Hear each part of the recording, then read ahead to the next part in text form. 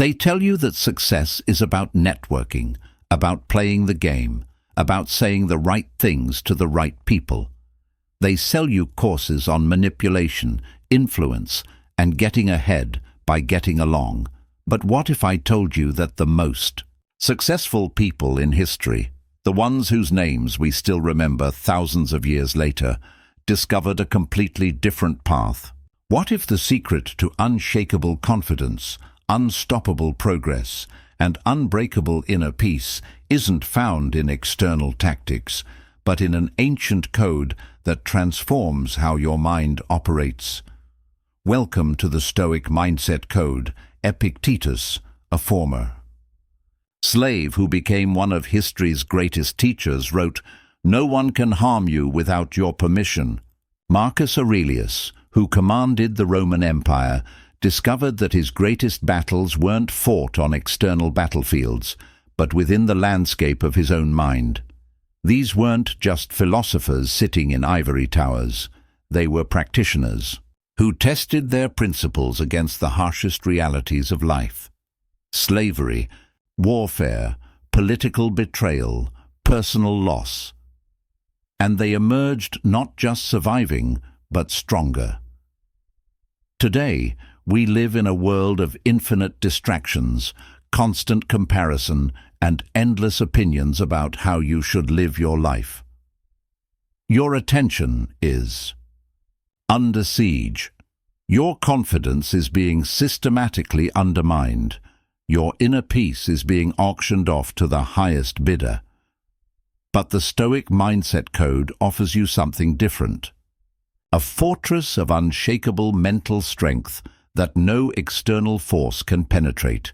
A set of principles so powerful that once you internalize them, you become literally undefeatable in the only arena that truly matters, your own mind. Over the next 40 minutes, we're going to decode 8 fundamental laws that will reprogram how you think, react, and operate in the world. These aren't feel-good platitudes or temporary motivation. These are battle-tested principles that have helped ordinary people achieve extraordinary inner mastery. If you're ready to stop being a victim of your circumstances and start being the architect of your experience, hit that like button, drop a comment, sharing what brought you to Stoicism, and subscribe to Stoic Mindset Code, because we're building a community of mental warriors who refuse to be defeated by anything life throws at them. Most importantly, don't skip any part of this video. Each law builds on the previous one, and you'll need all 8 to fully integrate the Stoic Mindset Code into your daily life. Drop this affirmation in the comments: "My mind is my kingdom, and I am its sovereign ruler." Law 1. The dichotomy of control, your ultimate liberation. The first law of the Stoic Mindset Code is the foundation upon which all mental freedom is built. The absolute understanding of what is within your control and what is not. This isn't just a philosophical concept. This is the master key that unlocks every prison your mind has ever constructed for itself. Epictetus taught that there are only 3 things you truly control: your judgments, your actions, and your responses. Everything else, literally everything else, falls into the category of not your business. Think about the weight of that statement. The weather, other people's opinions, your past mistakes, future outcomes, the global economy, your boss's mood, your children's choices as adults, whether people like you, whether your business succeeds. None of it is actually your business. Your business is limited to 3 things: what you think about what happens, what you do about what happens, and how you respond to what happens. But here's where most people get confused. They think this means becoming passive, accepting whatever life throws at them. That's not Stoicism. That's learned helplessness. The Stoic Mindset Code is the opposite of passivity. It's about channeling 100% of your mental energy into the areas where you have actual power, instead of wasting it on things you can't influence. Consider a practical example. You're stuck in traffic, late for an important meeting. The average person will spend their energy on what they can't control: the traffic, the other drivers, the timing of the traffic lights. They'll stress, curse, honk their horn, and arrive at their meeting agitated and unfocused. The person with a Stoic mindset code immediately shifts their focus to what they can control, their response to being late. They might call ahead to reschedule, use the time to mentally prepare for the meeting, or practice deep breathing to arrive calm and centered. One approach drains your mental resources and achieves nothing. The other conserves your energy and directs it toward productive action. This principle becomes even more powerful when applied to larger life challenges. Marcus Aurelius faced plague, warfare, and political upheaval, but in his private journals he wrote, "Confine yourself to the present." He understood that worrying about future outcomes he couldn't control would only weaken his ability to make good decisions in the present moment, the only moment where he had any actual power. The dichotomy of control also revolutionizes how you handle relationships. Instead of trying to control how others perceive you, you focus on being the kind of person you respect. Instead of manipulating outcomes, you focus on your effort and preparation. This shift feels scary at first because it means accepting that much of life is outside your influence. But here's the paradox: the more you accept what you can't control, the more powerful you become in areas where you do have influence. When you stop wasting mental energy on uncontrollables, you have abundant resources to excel in controllables. When you stop trying to manage other people's opinions, you have more energy to improve your actual performance. Start implementing this law today with the control audit. When you feel stressed, anxious, or frustrated, ask yourself, is this within my control? If the answer is no, practice letting it go. If the answer is yes, take immediate action. The goal isn't to become emotionless or detached from outcomes. The goal is to become strategically focused on where your power actually lies. Seneca wrote, "Every new beginning comes from some other beginning's end."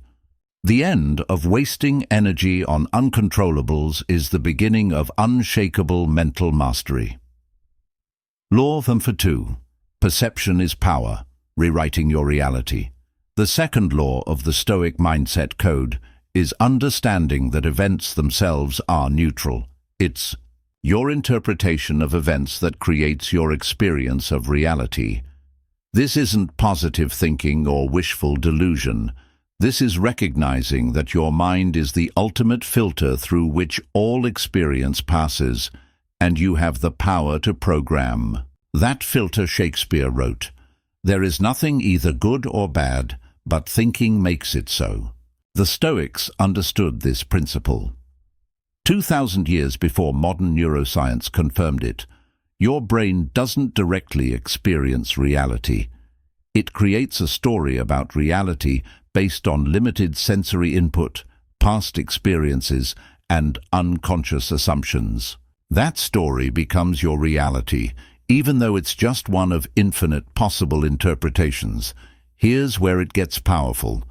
If your mind is creating your experience of reality, then you can consciously participate in that creation. Marcus Aurelius demonstrated this principle under the most difficult circumstances. Facing military defeats, he wrote, "The impediment to action advances action. What stands in the way becomes the way."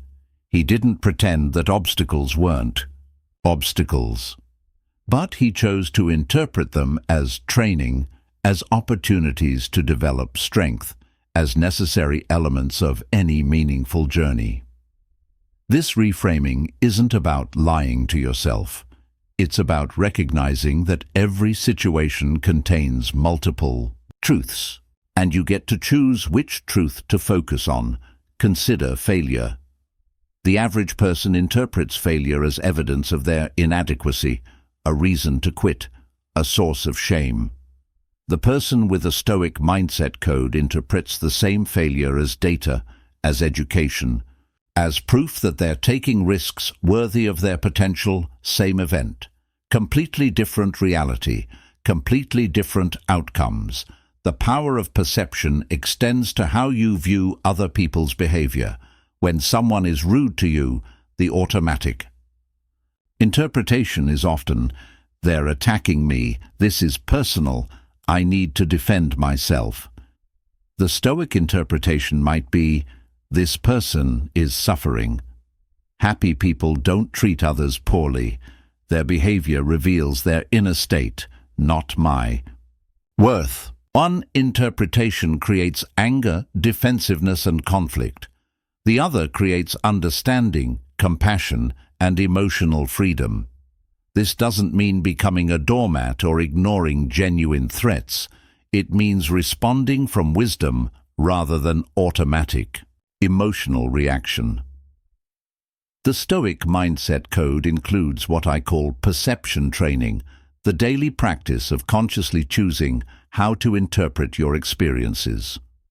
When you face a setback, instead of immediately defaulting to, "This is terrible," you pause and ask, "How could this be beneficial? What might this be teaching me? How could this redirect me towards something better?" When someone criticizes you, instead of immediately defending, you ask, "Is there truth in this that I can use?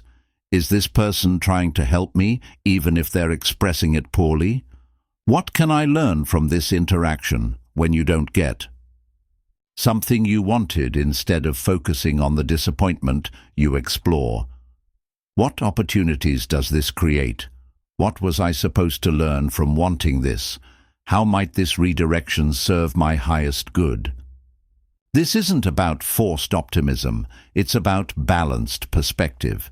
It's recognizing that most situations contain both challenge and opportunity, both loss and gain, both endings and beginnings. The person with untrained perception sees only one side. The person with a Stoic mindset code sees the whole picture and chooses where to direct their attention. Epictetus taught his students, "It's not what happens to you, but how you react to it that matters." Your reactions are based on your perceptions, and your perceptions are trainable. Start training your perception today. When something doesn't go as planned, before you react, ask yourself, "What are 3 different ways I could interpret this situation?"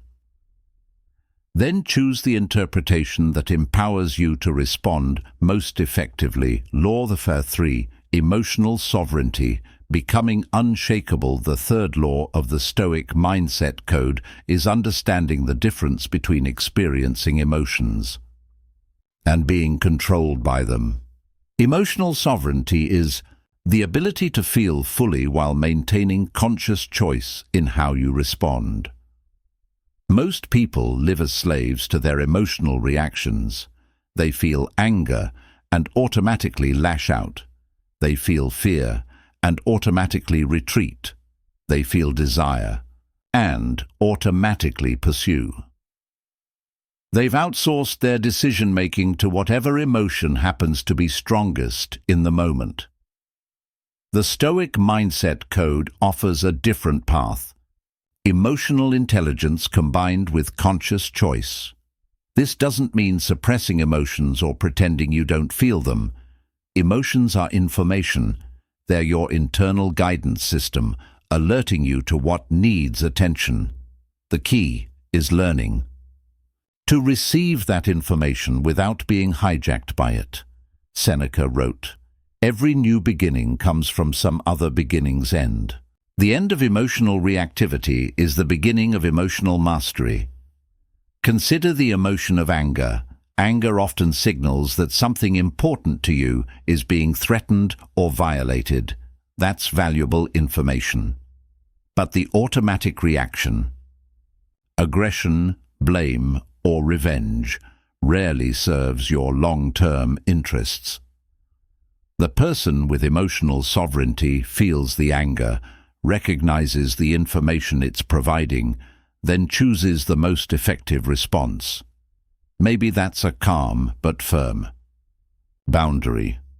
Maybe it's walking away to cool down before addressing the issue. Maybe it's recognizing that the situation isn't worth their energy at all. Fear works the same way. Fear alerts you to potential danger or risk. That's useful. But letting fear make your decisions keeps you trapped in your comfort zone, avoiding every challenge that could help you grow. The Stoic Warrior feels the fear, acknowledges the risks, then acts based on their values and long-term vision rather than short-term emotional comfort. Building emotional sovereignty requires understanding the space between stimulus and response. Viktor Frankl, a Holocaust survivor who exemplified Stoic principles under unimaginable circumstances, wrote, "Between stimulus and response there is a space. In that space is our power to choose our response. In our response lies our growth and our freedom." Most people have no awareness of this space. Something happens, they feel an emotion, they react. There's no pause, no choice, no consideration of alternatives. The Stoic mindset code trains you to expand that space. The longer the space between what happens and how you respond, the more power you have to shape your experience. Practical emotional sovereignty starts with the pause. When you feel a strong emotion, instead of immediately acting on it, you pause and ask 3 questions. First, what is this emotion trying to tell me? Second, what would my wisest self do in this situation? Third, what response aligns with my values and long-term goals? This process takes seconds, but it's the difference between living reactively and living consciously. Emotional sovereignty also means taking responsibility for your emotional state instead of making other people responsible for how you feel. The person without emotional sovereignty says, "You make me so angry." The person with a Stoic mindset code says, "I'm choosing to feel angry about your behavior, and now I'm choosing how to respond to that anger." One statement makes you a victim, the other makes you powerful. This extends to positive emotions too. The Stoic doesn't depend on external circumstances to feel good. They develop the ability to generate inner peace, confidence, and satisfaction, independent of what's happening around them. Marcus Aurelius wrote, "Very little is needed to make a happy life. It is all within yourself, in your way of thinking." Start building emotional sovereignty today. The next time you feel a strong emotion, pause before reacting. Breathe deeply. Ask yourself what the emotion is trying to tell you. Then choose your response based on your values rather than your feelings. Emotional sovereignty isn't about becoming emotionless. It's about becoming the conscious director of your emotional experience rather than its helpless victim. Law 4. The discipline of desire, freedom from attachment. The 4th law of the Stoic mindset code addresses the root cause of most human suffering, our relationship with desire itself. This isn't about eliminating all wants or becoming passionless. It's about understanding the difference between healthy preference and destructive attachment. Buddhist philosophy teaches that attachment is the root of suffering, but the Stoics went deeper. They understood that the problem isn't wanting things, it's needing things for your happiness, identity, or sense of worth. Epictetus taught, "Wealth consists not in having great possessions, but in having few wants." But he wasn't advocating poverty or asceticism. He was pointing to the freedom that comes from wanting things without being controlled by that wanting. The memento mori principle also transforms how you think about legacy. When you remember that your time is finite, you become more intentional about what you want to leave behind. Not just in terms of material wealth, but in terms of the impact you have on other people's lives. Marcus Aurelius knew his personal journal would never be published, yet his private reflections on mortality and meaning have influenced millions of people across centuries. He focused on being the person he wanted to be, not on managing how he would be remembered. Practically, integrating memento mori into your daily life starts with regular reflection on impermanence. This doesn't mean obsessing over death, but occasionally reminding yourself that your time is limited. Some questions to consider. If I knew I had 1 year to live, what would I change about how I'm spending my time? What relationships would I prioritize? What experiences would I seek? What would I stop worrying about? Another practice is daily gratitude for the simple fact of being alive. Every morning when you wake up, remember that billions of people throughout history would trade places with you just for the opportunity to experience one more day, the Stoic. Mindset code also includes what I call death rehearsal, periodically imagining your own death, not to create anxiety, but to clarify your values and eliminate activities that don't align with who you want to be.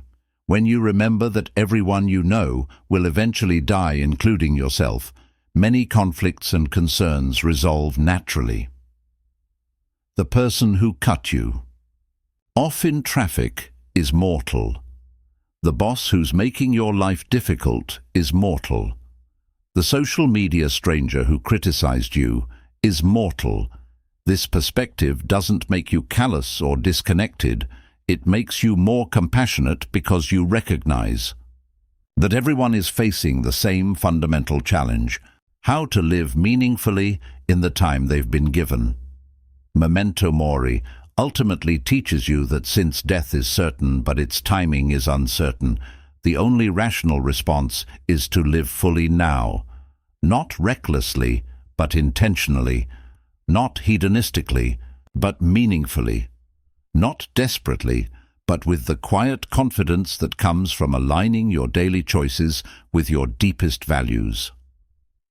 Law, verse 6, voluntary discomfort, strength through adversity. The sixth law of the Stoic mindset code is one that separates the philosophers from the practitioners: voluntary discomfort. This is the intentional practice of choosing difficulty to build strength, resilience, and appreciation for what you have. Modern society promises comfort, convenience, and the elimination of all difficulty. But the Stoics understood a profound truth: comfort is not the goal of a meaningful life. Strength is, and strength can only be built through resistance. Seneca regularly practiced voluntary poverty, sleeping on hard floors, eating simple foods, wearing basic clothing, not because he couldn't afford luxury, but because he wanted to prove to himself that he could be happy with very little. He wrote, "Set aside a certain number of days during which you shall be content, with the scantiest and cheapest fare, with coarse and rough dress, saying to yourself the while, 'Is this the condition that I feared?'" This wasn't masochism or self-punishment. This was strategic preparation. By voluntarily experiencing discomfort, Seneca was immunizing himself against the fear of losing his wealth and status. He knew that if he could be content with little, no external force could truly harm him. The modern world has made us soft. We avoid physical discomfort with climate control, avoid mental discomfort with endless entertainment, and avoid emotional discomfort with instant gratification. But this avoidance of difficulty has a hidden cost. It makes us fragile. The person who never experiences hunger panics at the first sign of food scarcity. The person who's never been Truly cold suffers disproportionately when the heating breaks. The person who's never faced real adversity crumbles at the first significant challenge. Voluntary discomfort is your insurance policy against life's inevitable difficulties. When you've chosen to be uncomfortable, involuntary discomfort loses its power to defeat you. This principle applies to physical, mental, and emotional challenges. Physically, it might mean taking cold showers, exercising when you don't feel like it, or occasionally fasting. These practices build physical resilience and mental toughness. Mentally, voluntary discomfort might mean studying difficult subjects, reading challenging books, or learning skills that push the boundaries of your current abilities. Every time you choose to do something difficult, you're building your capacity to handle difficulty. Emotionally, it might mean having difficult conversations you've been avoiding, setting boundaries that might disappoint people, or facing fears that you've been running from. The Stoic Warrior doesn't seek out suffering for its own sake, but they recognize that some forms of chosen difficulty create strength that no amount of comfort can provide. Consider the difference between the person who's never been rejected versus the person who's faced rejection repeatedly. The first person lives in terror of rejection, making conservative choices and avoiding risks. The second person understands that rejection is survivable, often educational, and sometimes redirects them toward better opportunities. Voluntary discomfort also includes what the Stoics called negative visualization, regularly imagining the loss of things you value. This mental exercise serves multiple purposes. It reduces your attachment to outcomes, increases your gratitude for what you have, and prepares you psychologically for actual loss. Think about the difference between preference and attachment.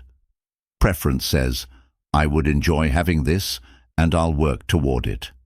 Attachment says, I must have this to be happy, and I'll be devastated if I don't get it. One mindset allows you to pursue goals from a place of strength and curiosity. The other makes you desperate, anxious, and vulnerable to manipulation. The person attached to outcomes lives in constant fear of loss. They can't enjoy what they have because they're terrified of losing it. They can't pursue what they want because they're paralyzed by the possibility of failure. The person with a Stoic mindset code can work intensely toward goals while maintaining inner peace, regardless of outcomes. They can enjoy success without being inflated by it and handle failure without being crushed by it. This principle is revolutionary when applied to relationships. Attachment in relationships creates neediness, jealousy, and codependency. It says, I need you to be a certain way for me to be okay. The discipline of desire transforms relationships into conscious choices rather than desperate needs. It says, I love who you are and choose to be with you, but my inner peace doesn't depend on your behavior. One approach suffocates relationships. The other allows them to breathe and grow. The discipline of desire also applies to your career and achievements. The attached person needs success to feel valuable. Their self-worth rises and falls with their external accomplishments. This makes them vulnerable to burnout, depression, and identity crises when things don't go as planned. The person with a Stoic mindset code wants success but doesn't need it for their fundamental okayness. They can pursue ambitious goals without their happiness depending on achieving them. This paradoxically makes them more likely to succeed because they're not paralyzed by the fear of failure. Marcus Aurelius, who had access to every luxury the Roman Empire could provide, wrote, How much trouble he avoids who does not look to see what his neighbor says or does, but only to what he does himself. He understood that constantly comparing yourself to others, wanting what they have, or needing their approval creates endless suffering. The discipline of desire frees you from the prison of comparison. Practical application of this law starts with distinguishing between needs and wants. Your true needs are simple: food, shelter, safety, connection, purpose. Everything else is a want, and wants are negotiable. When you catch yourself saying, "I need," something that isn't actually necessary, for survival or fundamental well-being, practice reframing it. "I would like," or "I prefer." This small linguistic shift has profound psychological effects. It maintains your desire while reducing your attachment. The discipline of desire also includes gratitude practice. When you regularly appreciate what you have, your mind isn't constantly focused on what you lack. This isn't about settling for less or abandoning ambition. It's about pursuing more from a place of abundance rather than scarcity. Seneca practiced a form of negative visualization, regularly imagining the loss of things. He valued this wasn't pessimism. It was psychological preparation. By mentally rehearsing loss, he developed equanimity and gratitude. Try this practice. Once a week, spend a few minutes imagining the loss of something important to you, not to attract loss, but to reduce your attachment and increase your appreciation. The goal of the discipline of desire isn't to become passionless or unmotivated, it's to become unshakable. When your happiness doesn't depend on getting what you want, you're free to pursue what you want without fear, desperation, or compromise of your values. Law 5. Memento mori, the power of impermanence. The fifth law of the Stoic mindset code is one of the most powerful and often misunderstood: memento mori. Remember, you will die. This isn't about morbidity or pessimism. It's about using the reality of mortality to clarify your priorities, eliminate trivial concerns, and live with unprecedented intensity and purpose. Steve Jobs, though not a Stoic philosopher, captured this principle perfectly when he said, "Remembering that you are going to die is the best way I know to avoid the trap of thinking you have something to lose." Death is the ultimate leveler. It doesn't matter how rich, famous, powerful, or accomplished you are, everyone faces the same ultimate deadline. This reality, when fully accepted, becomes a source of tremendous liberation. Marcus Aurelius regularly meditated on impermanence. He wrote, "It is not death that a man should fear, but never beginning to live." He understood that the fear of death often prevents people from truly living. When you deeply accept that your time is limited, several profound shifts occur in your mindset. First, trivial concerns lose their power over you. The person who remembers. Their mortality doesn't get worked up over minor inconveniences, social slights, or temporary setbacks. They have bigger concerns than whether someone cut them off in traffic or liked their social media post. Second, your relationships become more authentic. When you remember that every conversation could be your last with someone, you're less likely to waste time on superficial interactions or hold grudges over minor disagreements. Third, your courage increases dramatically.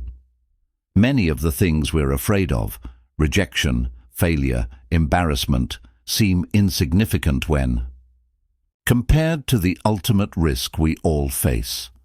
If you're going to die anyway, why not take the chances that could make your life extraordinary? Fourth, your appreciation for the present moment deepens. When you truly understand that this moment will never come again, that your current experience is unrepeatable and irreplaceable, you pay attention differently. The Stoic practice of memento. Mori isn't about dwelling on death morbidly, it's about using mortality as a teacher. Death is perhaps the best advisor you'll ever have because it always tells you the truth about what matters, Seneca wrote. Every new beginning comes from some other beginning's end. Life itself is a series of deaths and rebirths, the end of childhood, the end of single life, the end of certain careers, the end of relationships. Each ending creates space for new beginnings when you accept impermanence as a fundamental feature of existence rather than a tragedy to be avoided. You develop what Buddhists call equanimity, the ability to remain centered regardless of whether you're experiencing gain or loss, pleasure or pain, success or failure. Marcus Aurelius regularly imagined the death of his loved ones, not out of morbidity, but to appreciate them more fully while they were alive, and to prepare himself for the reality that everyone he loved would eventually die, the practice of voluntary discomfort also reveals the difference between needs and wants. When you voluntarily go without things you usually consider necessary, you often discover that many of your needs are actually preferences. Seneca discovered that he could be perfectly content sleeping on a hard floor and eating simple bread. This knowledge gave him tremendous freedom because he no longer feared poverty or loss of status. Modern applications of voluntary discomfort might include taking cold showers to build resilience to physical discomfort, fasting occasionally to appreciate food and build self-control, walking instead of driving to appreciate convenience and build physical strength, spending time in silence, without entertainment to appreciate stimulation and build mental strength. The key is to start small and be consistent. You're not trying to become a masochist. You're building an anti-fragile mindset that gets stronger under stress rather than weaker. Voluntary discomfort also builds confidence. When you've proven to yourself that you can handle chosen difficulty, you approach unchosen difficulties with greater calm and competence. The person who's never voluntarily faced discomfort approaches every challenge thinking, "What if I can't handle this?" The person who regularly practices voluntary discomfort approaches challenges thinking, "I've handled difficult things before. I can handle this too." Start implementing this law today. Choose one form of voluntary discomfort and commit to it.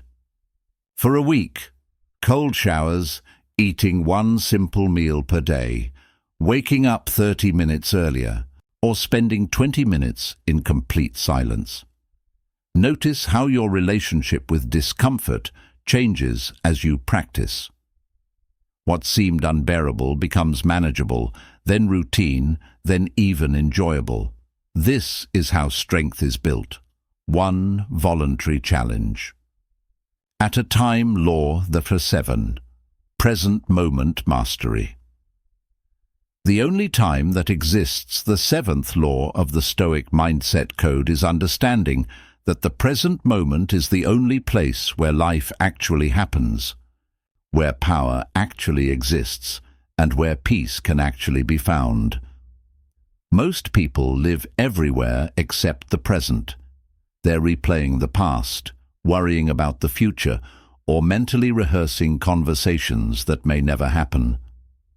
Meanwhile, the only moment where they have any actual influence, right now, passes unnoticed and unutilized. Marcus Aurelius wrote, "Confine yourself to the present." This wasn't philosophical advice. It was a practical strategy for maximum effectiveness. The Emperor of Rome understood that his power to influence the empire existed only in the decisions he made moment by moment. The past is unchangeable. It's valuable for learning, but useless for dwelling. The future is unknowable. It's worth preparing for, but impossible to control. The present is where your actual life unfolds. Yet most people treat the present moment like a waiting room for real life to begin. They're waiting to be happy when they achieve their goals. They're waiting to feel secure when they have enough money. They're waiting to start living when conditions are perfect. The Stoic mindset code recognizes that this waiting is a form of voluntary suffering. Every moment you spend mentally living in a different time is a moment of actual life. You've missed present moment. Mastery isn't about ignoring the future or forgetting the past. It's about engaging with the future and past from a position of present moment awareness. When you plan for the future, you do it consciously in the present. When you learn from the past, you do it intentionally in the present. But you don't live in the future or the past. You live now. This shift in temporal focus has profound practical benefits. Anxiety is almost always about future events that haven't happened and may never happen. Depression is often about past events that can't be changed. Peace exists in present moment. Acceptance of what is, the Stoic practice of present moment awareness, includes what Marcus Aurelius called objective representation, seeing current circumstances as they actually are, without the stories your mind creates about them. Instead of thinking, "This traffic is ruining my day," present moment awareness observes, "I am sitting in a vehicle that is moving slowly. I am safe. I have time to breathe and think." One version creates stress and resistance. The other creates acceptance and calm. Present moment mastery also transforms how you experience relationships. Instead of half listening to someone while planning what you'll say next, you become fully present to their words, emotions, and needs. This creates deeper connection and understanding. The quality of your attention determines the quality of your experience. When your attention is scattered across time, part of you in the past, part in the future, your experience is fractured and superficial. When your attention is gathered in the present, your experience becomes vivid and meaningful. Seneca observed, "True happiness is to enjoy the present without anxious dependence upon the future."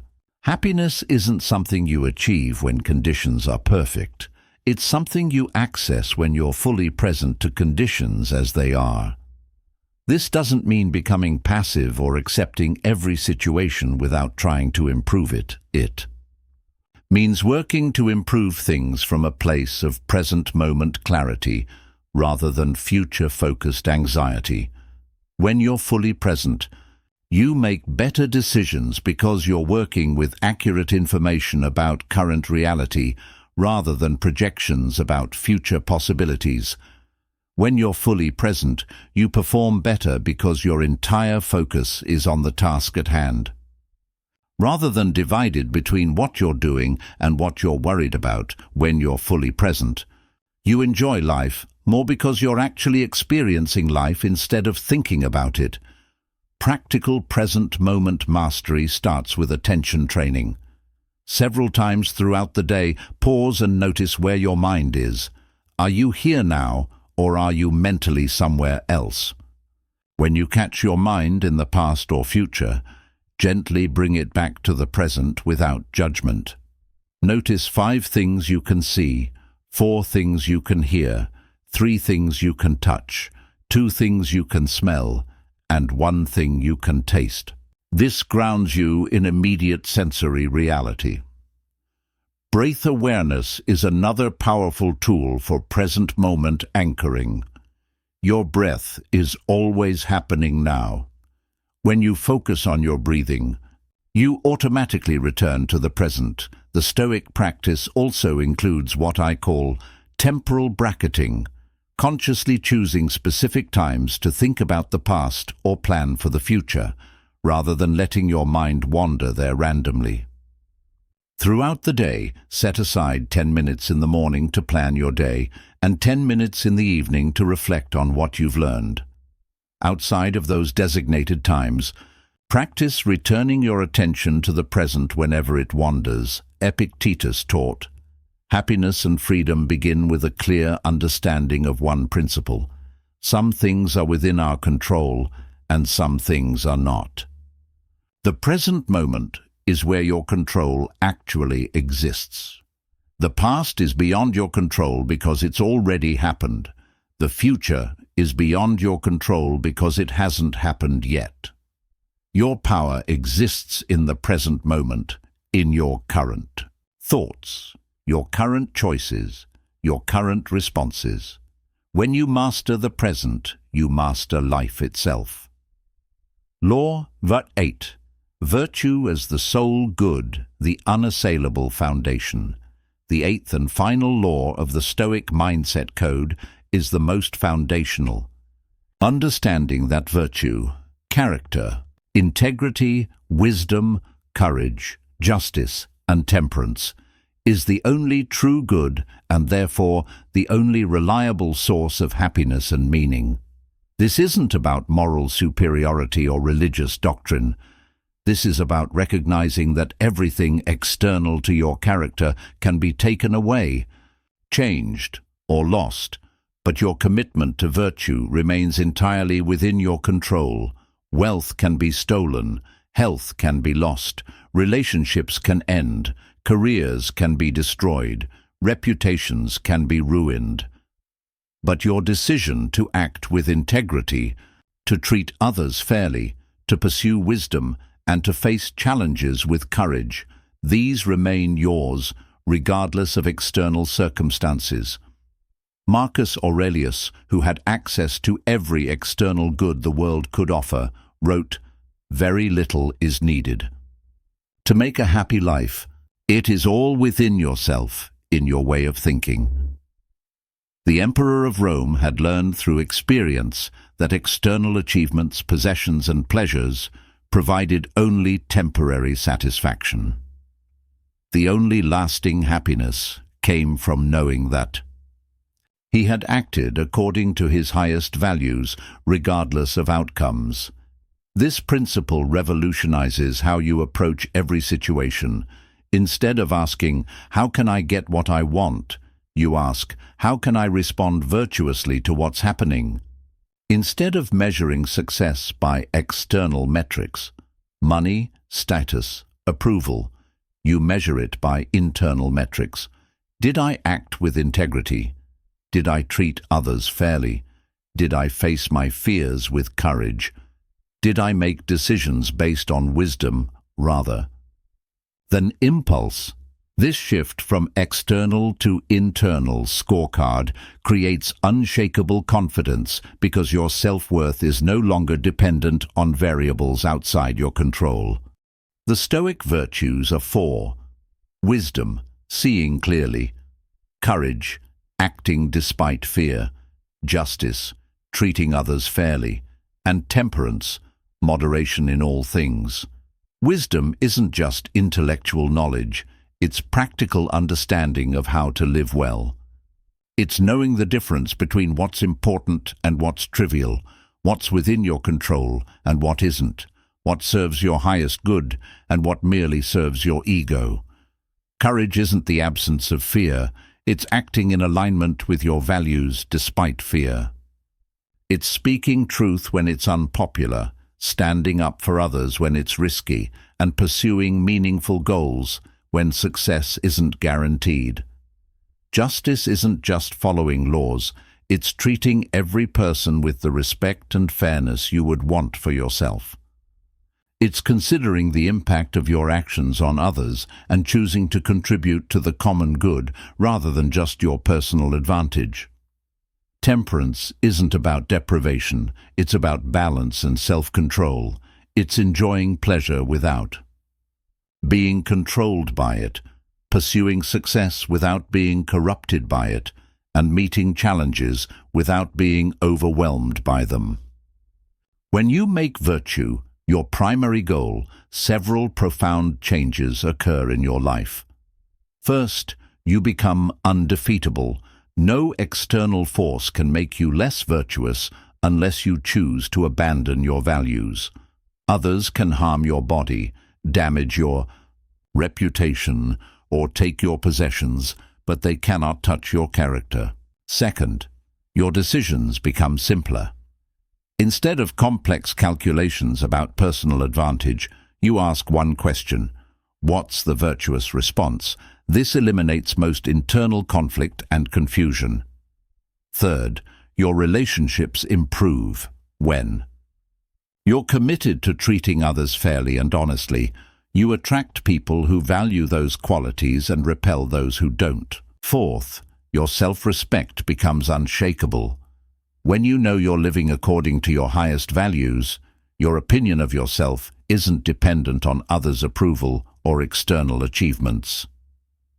The practice of virtue as the sole good doesn't mean ignoring external goods or becoming indifferent to outcomes. It means pursuing external goods through virtuous means and accepting outcomes with equanimity.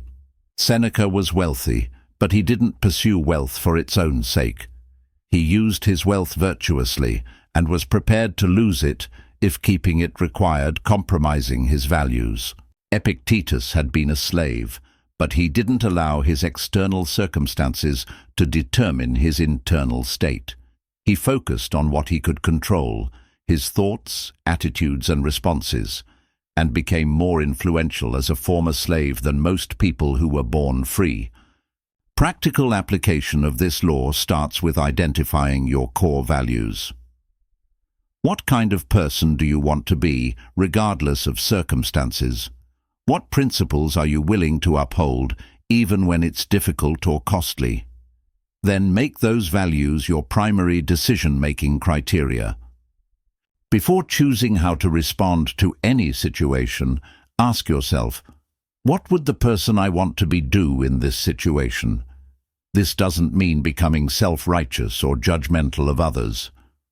Virtue includes humility, recognizing that you're constantly learning and growing, that you'll make mistakes, and that others are on their own journey. The goal isn't perfection, it's consistent effort to live according to your highest understanding of right action. Virtue as the sole good also means finding meaning in the process, rather than just the outcomes. The businessman who operates with integrity is successful regardless of whether his company profits. The parent who raises children with love and wisdom is successful, regardless of how the children turn out as adults. This perspective creates profound peace because your success is always within your control. You can't control whether others appreciate your virtue, whether your virtuous actions lead to external success, or whether the world rewards your integrity. But you can control whether you act virtuously, and that's enough. When your happiness and self-worth are based on something entirely within your control, you become truly free. The Stoic mindset code culminates in this understanding. The only real victory is the victory over your lower impulses. The only real wealth is strength of character. The only real success is living according to your highest values. Everything else is just circumstance. We've explored the 8 fundamental laws of the Stoic mindset code, the dichotomy of control, focusing your energy on what you can actually influence. Perception is power, choosing how to interpret your experiences. Emotional sovereignty, feeling fully while maintaining conscious choice. The discipline of desire, wanting without being controlled by wanting. Memento mori, using mortality to clarify priorities and eliminate trivial concerns. Voluntary discomfort, building strength through chosen challenges. Present moment mastery, living where life actually happens. Virtue as the sole good, finding unshakable meaning in character rather than circumstances. These aren't just philosophical concepts to discuss. They're practical tools to implement. The Stoic mindset code only works when it's practiced consistently in the small moments of daily life. Start with one law. Choose the one that resonates most strongly with your current challenges. Practice it for a week. Notice how it changes your experience. Then add the next law. The goal isn't to become perfect overnight. The goal is to become more conscious, more intentional, and more aligned with your highest values with each passing day. Remember, every Stoic philosopher started as a student. Marcus Aurelius struggled with anger. Seneca battled with attachment to wealth. Epictetus had to overcome the victim mentality that comes from being enslaved. They weren't born with perfect characters.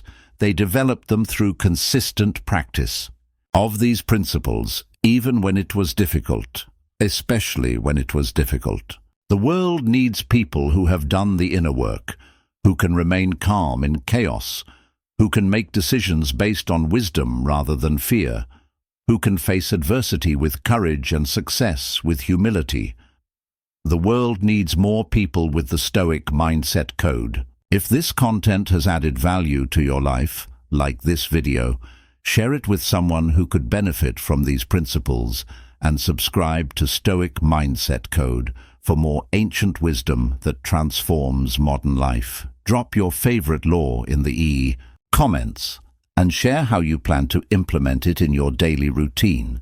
Your journey to mental mastery starts now. The code is in your hands. Drop this final affirmation in the comments.